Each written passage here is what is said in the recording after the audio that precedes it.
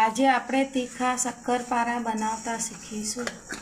ઘઉંનો લોટ વધારે, ચણાનો લોટ મુઠ્ઠીભર, મગનો લોટ મુઠ્ઠીભર, મરી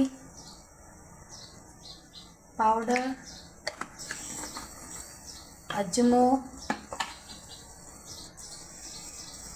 મીઠું સ્વાદ પ્રમાણે,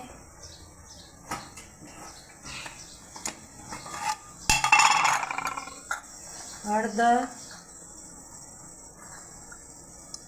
લાલ મરચું, હિંગ, ધાણા જીરું પાવડર, લાલ મરચું બધું નાખી પાણીથી લોટ તેલ